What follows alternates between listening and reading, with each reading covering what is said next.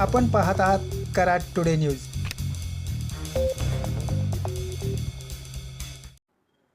रेठरे बुद्रुक तालुका कराड येथील कृष्णा नदीवरील नवीन पुलाचे रखडलेले काम आता मार्गी लागणार आहे। गेली 4 वर्षे या पुलाचे काम सुरू असून निधी अभावी अनेकदा या पुलाचे काम रखडले होते। माजी मुख्यमंत्री पृथ्वीराज चव्हाण यांच्या प्रयत्नातून हा पूल मंजूर झाला आहे। या पुलाचे केवळ 2 पिलरची उभारणी बाकी असून इतर पिलरवर गर्डर बसवण्यात आले आहेत।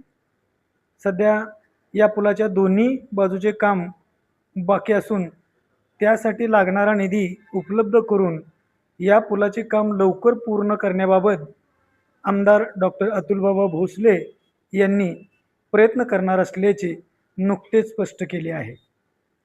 या पुलासह पाचवड कोडोली येथील पुलाचेही उर्वरित काम पूर्ण करण्याच्या दृष्टीने कार्यवाही करण्यात आल्याची आमदार भोसले यांनी स्पष्ट केले आहे। आज 19 ऑगस्ट 2026 रोजी रेठरे येथील पुलाची सद्यस्थिती आपण कराड टुडे न्यूज चॅनलच्या माध्यमातून पाहू शकता।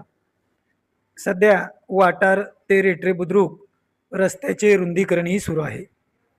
रेठरे बुद्रुक येथील जुन्या पुलाशेजारी उंच असा हा पूल उभारला जात आहे।